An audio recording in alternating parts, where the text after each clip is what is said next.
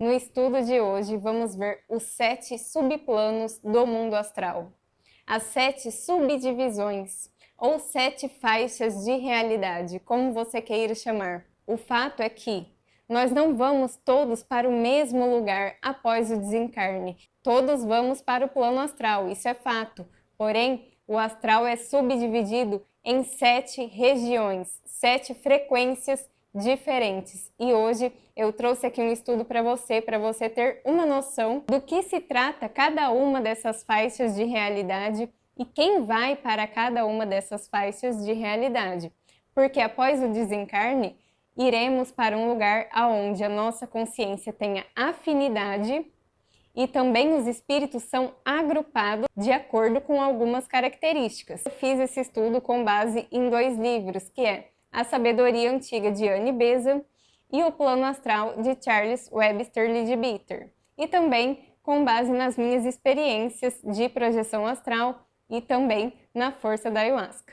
Algumas tradições, religiões vão falar de cidades astrais, outras vão falar de colônias, outras falam do umbral, do purgatório, mas afinal, como que é o plano astral? Como que se organiza tudo isso no plano astral? Então eu fiz uma imagem aqui por IA para ficar simples de compreender, vou colocar aqui na tela para você. Essas camadas externas que estão em roxo é o plano astral, tá? Perceba que o físico está dentro do mundo astral. As primeiras circunferências aqui, cada circunferência representa um subplano do mundo astral, ou seja, uma faixa de realidade. Primeiros aqui mais próxima da Terra é o astral inferior e as camadas mais externas é o astral superior. Partindo do nosso mundo físico, a matéria vai ficando cada vez mais sutil, sendo o astral inferior mais denso e o astral superior de energia mais sutil, onde as coisas vão se parecendo cada vez menos com a vida na Terra. Então, o que leva o ser humano para as faixas de realidades mais próximas da Terra e o que leva o ser humano para as intermediárias ou para as superiores? Uma coisa que é importante já dizer aqui, que aqui não estamos para julgar ninguém falando você vai para cá, esses vão para lá, e sim é um estudo para a gente ter uma noção de como é organizado o mundo astral. Até porque um desencarnado que ficar ali na faixa que é mais próxima da Terra, chamada de umbral, o percurso dele é ele ir se sutilizando, evoluindo e subindo as demais camadas, os demais subplanos, tá? Então ninguém vai ficar na eternidade em uma ou outra camada. O caminho de todos nós é se elevar. O plano astral é um dos planos da nossa natureza. Assim como o mundo físico existe sem o ser humano, tá? Nós não somos donos do nosso planeta Terra. Nós não somos donos do plano astral. Então o plano astral existe independente dos desencarnados que habitam lá. Assim como aqui no nosso plano físico tem flora, tem fauna, no mundo astral também a diversidade é maior ainda. Nosso corpo biológico, ele não é nosso, ele é emprestado da natureza, né? Composto de matéria sólida, líquida, gasosa e etérica, composto de matéria orgânica da nossa natureza. E assim que o nosso espírito se retirar deste corpo, a gente devolve o corpo à natureza. E o nosso corpo astral também não é nosso, também é emprestado da natureza. Uma outra imagem que eu fiz aqui pela IA, vou pôr aqui para você. Cada um desses subplanos vai existir inúmeros agrupamentos diferentes, tá bom? Como se fossem cidades e são isoladas uma das outras, tá? Quem mora em uma colônia não pode ir na colônia vizinha e vice-versa, mesmo que fique no mesmo subplano. Você vai entender o porquê. O subplano mais próximo da nossa frequência, o Wi-Fi mais próximo, nosso mais fácil de conectar, é o umbral, também chamado de purgatório pelo cristianismo, e recebe outros nomes por aí, inferno e tudo mais. Com certeza é o lugar mais temido por todos, né? Ninguém quer ir para o umbral. Estão lá agrupados as almas mais criminosas do nosso planeta Terra. Bêbados, viciados, aí tem uma lista, né? Acho que muito já se sabe do umbral, vários filmes retratam, né, principalmente no espiritismo. Mas nossas palavras nunca será suficiente para descrever o plano astral. Por quê? Porque aqui é a terceira dimensão, lá é a quarta. Né? Não temos nem vocabulário para expressar toda a manifestação do plano astral, mas a gente tenta. No plano astral, pela matéria ser mais sutil, mais plástica, ela é moldada de acordo com a mente dos espíritos que estão lá. Diferente daqui, né? Aqui é matéria densa, a gente não molda com a força dos nossos pensamentos, mas no astral sim. Então, como que seria um umbral? Muito individual, né? E o que uma mente de um criminoso criaria? Lá não se mente, tá? No astral não tem máscaras. Ninguém morre e fica bonzinho. A gente morre e continua sendo quem a gente é. Então o umbral, por abrigar as almas, né, mais sombrias, mais difíceis da nossa humanidade, a gente consegue imaginar como que é o cenário. Quem sai do corpo à noite já deve ter visitado essas regiões. É muito comum sair do corpo e ir para o umbral. Por quê? Porque é o Wi-Fi mais fácil de conectar daqui da onde a gente está. Quem está lá no umbral? Os desencarnados mais difíceis da nossa sociedade, do nosso planeta. Mas lá também tem várias espécies de bichos, de coisas estranhas e tudo mais, tá? Teve um dia aí na semana passada que eu saí do corpo e eu estava no umbral, mas não era assim um cenário horroroso, tudo escuro. Porém, eu sabia que era. Eu sentia picadas no meu corpo. Quando eu olhei para baixo, eu estava com um pijama que eu estava dormindo e ainda pensei, eu estava meio inconsciente. Eu pensei, nossa, eu vim de pijama. Mas aí eu ergui o meu pijama e eu vi na minha barriga uma espécie de carrapato. Tá? Meu corpo estava cheio daquilo, eles estavam me picando. Então o umbral tem disso tudo e muito mais. Vou fechar por aqui o umbral porque é o subplano que todo mundo mais conhece, né? Deixo aí aberto a imaginação de vocês. Durante a nossa vida, a gente autoconstrói o nosso corpo astral.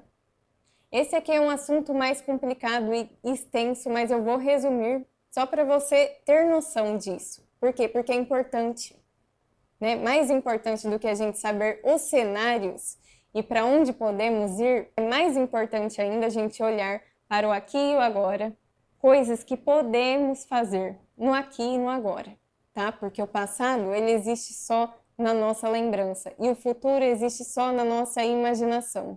O momento presente é a única realidade. Então, como eu estava dizendo, a gente autoconstrói o nosso corpo astral durante a nossa vida terrena. Como assim, Mirella?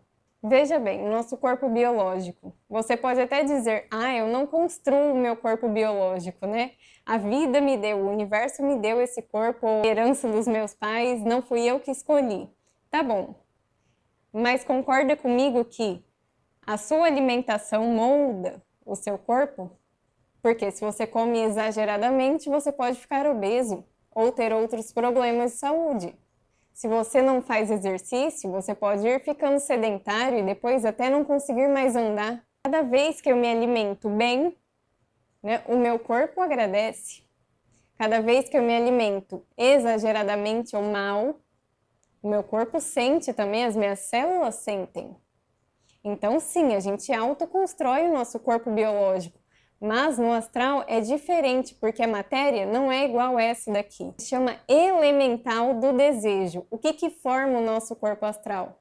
Partículas elementais do desejo. Cada vez que você tem um pensamento altruísta, um pensamento positivo, elevado, junto com um sentimento elevado, você pega uma porção de matéria elemental e introduz no teu corpo astral. Cada vez que você sente raiva, algum sentimento denso, que você planeja uma vingança, você pega esses elementais grosseiros e introduz no seu corpo astral. E não é acumulativo, tá? Você não pode ficar colocando bom e ruim, e teu corpo astral vai ficar gigantesco. A cada sentimento bom que entra no teu corpo astral, sai um ruim. Cada vez que você sente amor, sai um elemental pesado. Cada vez que você sente ódio, sai um elemental sutil. Então, passamos a vida inteira, né, nos nossos altos e baixos em relação às nossas emoções e pensamentos, construindo o nosso corpo astral. Se eu passei a minha vida cultivando pensamentos, emoções e alimentação também, tá? Alimentação, vícios negativos, pesados. Quando eu desencarnar, meu corpo astral está encharcado de elemental pesado. Para onde que eu vou? Tá? Então, é muito importante a gente orar e vigiar os nossos pensamentos e as nossas emoções. Não é brincadeira. O sexto subplano, acima do umbral, a frequência é um pouco mais leve do que a do umbral, é para onde vai a maioria dos desencarnados, apegados ainda à sua vida familiar, ao seu trabalho, aos seus costumes, à alimentação, à vida física no geral. Então eles vão para o sexto subplano e passa ali uma temporada, o que for necessário para retirar a matéria mais grosseira que tem no corpo astral. Podemos até fazer uma correlação assim, só para ficar mais visual mesmo.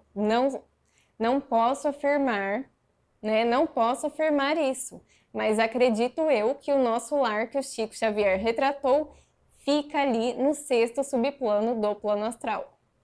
Lá a vida se parece muito com a vida terrena.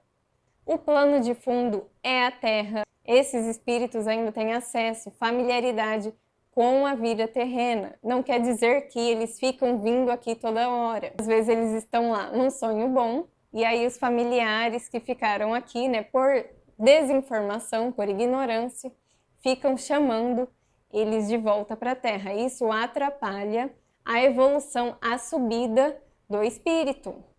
Acho que a gente precisa falar sobre isso. Tudo bem sentir saudade, tá? Não tô julgando nem nada do tipo. Claro que a gente sente saudade de quem partiu daqui, mas agora ficar chamando, implorando, remoendo que a pessoa se foi, isso cria formas, pensamentos. Lembra que a matéria do astral, ela é emocional. Então, os nossos entes queridos recebem as nossas emanações, os nossos pensamentos, as nossas emoções em relação a eles. Por isso que uma oração é tão importante para os entes queridos. Eles recebem, só que eles também recebem a nossa aflição, a nossa carga pesada. Os espíritos dizem que isso causa perturbação.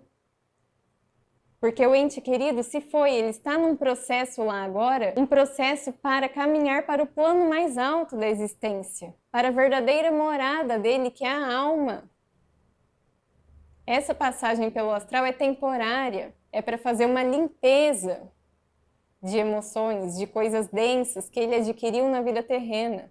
Se a gente ficar chamando ou enviando pensamentos negativos, a gente atrapalha o processo deles.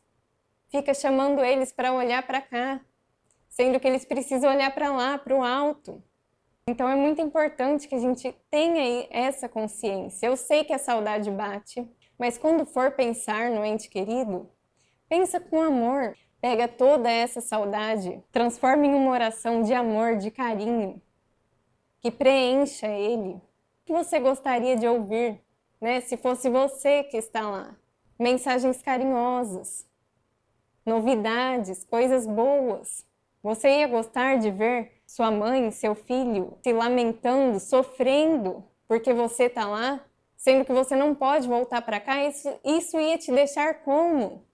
Então daqui, a gente que busca espiritualidade, a gente tem que ter consciência que a gente pode ajudar os nossos entes queridos. E não atrapalhar. Muita gente não tem consciência, a maioria não tem consciência disso, né? Logo ali no velório já é um show de lamentações. Isso atrapalha muito a passagem do espírito para o astral. Não vai impedir que ele passe, ele vai passar de todo jeito. Só que isso cria perturbações e isso os espíritos já nos dizem, ó, é só ler. Mas enfim, é um conselho. Espero que sirva de algo, né? Não estou aqui para julgar ninguém, mas é o que os espíritos nos dizem e eu acho que a gente tem que pôr a mão na consciência, sim. Qual que a gente parou mesmo? No quinto e no quarto subplano. Esse eu coloquei junto porque eles são muito semelhantes, tá? Sendo o quarto um pouquinho mais sutil do que o quinto, mas muito semelhante à vida por lá. Nesse estágio aqui, nesse quinto e quarto subplano, as almas que estão lá, se não forem chamadas toda hora para a Terra, rapidinho elas evoluem e seguem caminho, tá bom? Aqui já é um lugar, assim, mais leve. No quinto e no quarto também estão almas de pessoas que refletiram bastante na vida na Terra, buscaram espiritualidade. Então, são espíritos que, muitas vezes, eles procuram a gente, tá? Eles procuram os médiuns para passar a sua mensagem. E aí tudo bem, não é a gente que ficou chamando. Eles que vêm. Já são espíritos mais instruídos a dar alguma mensagem que seja útil para nós. Mas ainda assim, não são mestres, não são mentores, não são guardiões. Então, tem as suas limitações. O conhecimento que eles têm de lá é o mesmo que eles tinham aqui durante a vida. Isso é importante a gente discernir. Quando a gente vai ouvir um espírito desencarnado, a gente tem que lembrar que ele é o mesmo de quando ele era um ser humano. Ninguém morre e fica santo, ou vira mestre, ou vira mentor, tá? Não é assim que funcionam as coisas. Mas o quinto e o quarto subplano, de maneira geral, assim, eu diria que ali não há mais sofrimento. As coisas já fluem para caminhar para o plano mental. Até porque eles estão logo ali, ó, batendo no terceiro subplano. Esse sim é o mais diferente de todos que falamos até agora. Os que falamos até agora, do sétimo ao quarto, ainda tem muita semelhança com a nossa vida terrena. Ainda é um Wi-Fi próximo da Terra, né? Do terceiro já não dá mais para conectar tão fácil. No terceiro já podemos entender o que significa um pouco astral, né? O terceiro já é mais estrelado. O terceiro já tem cores que a gente aqui da Terra se impressiona, porque nunca vimos algo tão brilhante, tão luminoso, cores diferentes que a gente desconhece daqui. E nesse subplano, a gente encontra todos os céus que a humanidade almeja. Então tem o céu dos cristãos, tem o paraíso muçulmano, tem as colônias espirituais do espiritismo, colônias universalistas. Todos esses cenários são criações mentais dos espíritos que estão lá, assim como os de baixo, mas assim, num grau bem mais elevado e sofisticado do que os anteriores. Então, neste subplano estão pastores, de padres, cada um com seu agrupamento ali, criando igrejas, templos, hospitais espirituais, faculdades para estudos espirituais, está tudo no terceiro subplano. Esses espíritos que estão nesse subplano se sentem realizados, tá bom? Não há sofrimento. Embora muitos ali ainda fazem tudo isso, tá? De forma egoísta, né? Para se sentir alguém, para se sentir um mestre, tem de tudo ainda. Nessa passagem pelo astral não significa que a pessoa vai sair de lá desperta ou mudada, tá bom? É meio que, eu vou usar essas palavras aqui, não é as melhores, mas a passagem pelo astral é para tirar o grosso da encarnação, entendeu? Na próxima vida, os karmas estão ali, tá? As tendências estão ali. A passagem pelo astral não é milagrosa, é para tirar o grosso, tá? Para nossa mente se libertar do corpo astral e seguir para a morada no plano mental. Então, não espere que esses últimos subplanos que eu vou falar aqui tenham espíritos super elevados e perfeitos. Não, não é assim. Despertar começa aqui, a encarnação, tá? A passagem pelo astral, a pessoa é o que ela foi aqui. Passa por lá tirando o grosso. Segue para o plano mental e reencarna, começa da onde parou. Então as pessoas de uma mesma religião, de uma mesma cultura, de uma mesma tradição, são aglomeradas, são agrupadas juntas, vivem ali em harmonia, cooperando entre si, influenciam a Terra também, auxiliam aos encarnados, tá? Tem esse tipo de trabalho sim, não são perfeitos, não são santos, não são mestres, mas auxiliam. E nesse terceiro subplano, as almas que estão ali já tem noção de que existe algo mais elevado acima deles, tá? Ali já se tem essa ideia. Aqui na vida é interessante, eu gosto de fazer essa reflexão, que provavelmente que você que está me ouvindo, você já sentiu isso. Em algum momento da sua vida, você sentiu algo assim, mais elevado do que você mesmo. Um sentimento assim é quase que inexplicável, né? A gente não tem palavras. Mas de algo superior, uma energia superior, uma vida superior. E se você já sentiu isso, provavelmente já sentiu várias vezes, a gente que está no caminho da espiritualidade, a gente simplesmente, algumas coisas a gente sabe, né? A certeza, ela mora na nossa alma. Agora, se você nunca sentiu que existe algo mais elevado do que você mesmo, aí tem que começar a observar, né? Aí é mais complicado. O segundo subplano, muito semelhante ao terceiro, o cenário é mais bonito ainda. Parece um conto de fadas, né? A autora Annie Besant, ela diz para nós que no segundo subplano estão os artistas, os poetas, os músicos, mentes talentosas, brilhantes da nossa humanidade, né? Você imagine um artista que pintando no plano astral, com a força da mente dele, lá tudo é possível ele pintar. Imagine um músico talentoso, criando harmonias no plano astral. Com a força da mente dele, não é preciso ter um instrumento. Mas esse subplano, geralmente, né, se agregam as mentes brilhantes, talentosas, com dons artísticos, que usaram disso para benefício próprio, né? Não foi muito em prol da humanidade, sim ou para ser reconhecida, ou para a fama, para ganhar dinheiro.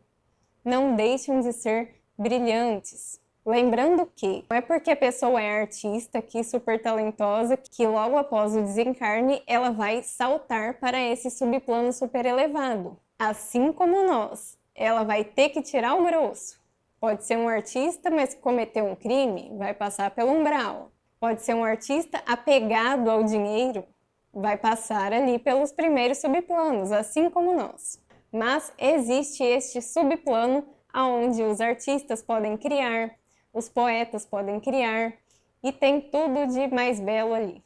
E tem coisas, né, inimagináveis para a nossa mente aqui enquanto seres humanos. No segundo subplano estão os artistas, os talentosos, os criativos. No primeiro subplano estão as mentes mais intelectuais, né, que contribuíram para grandes pesquisas, para ciência, medicina, filósofos, todos que dedicaram sua vida de forma intelectual e profunda, todos intelectualmente evoluídos. Intelectualmente não significa conscientemente evoluídos, tá?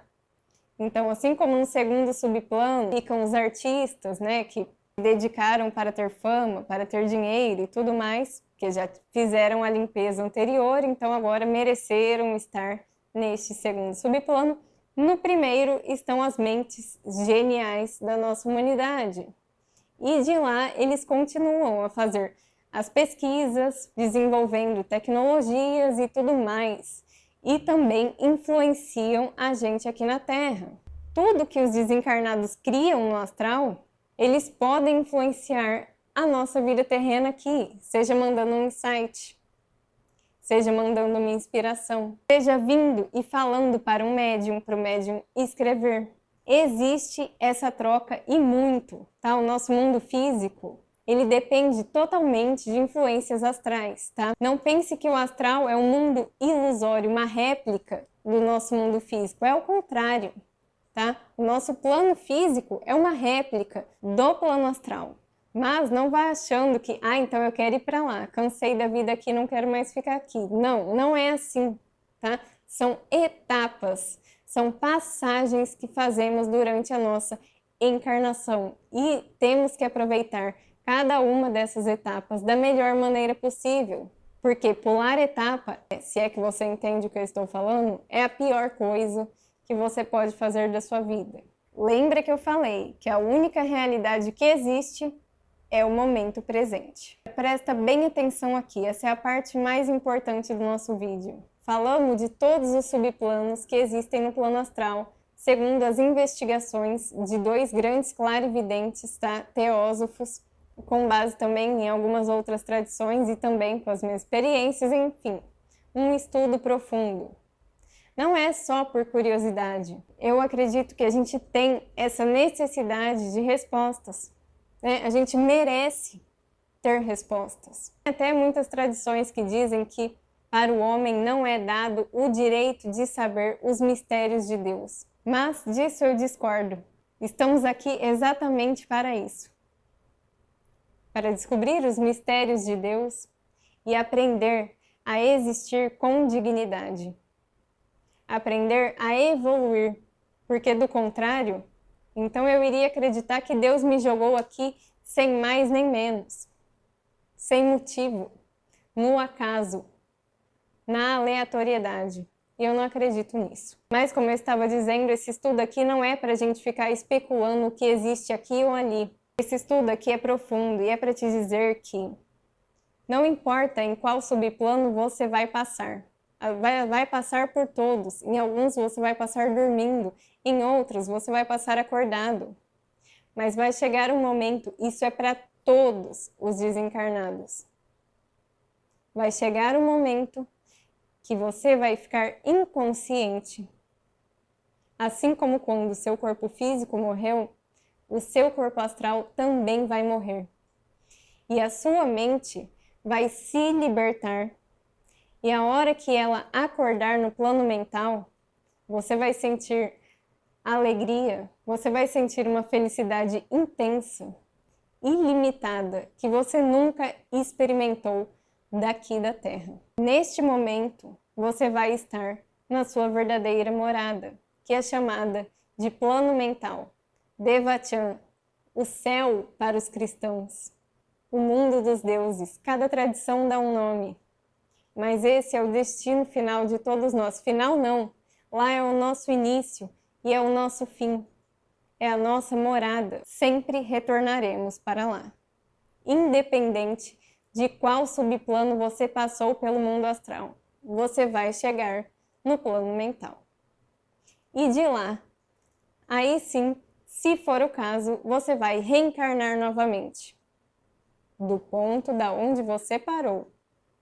Nada se perde, por isso, vamos aproveitar ao máximo a nossa encarnação. Eu espero que esse vídeo tenha sido útil para você, te ajude, te traga novas reflexões, insights, entendimentos. E se você gostou dele, fica aí o convite para você se inscrever aqui no canal.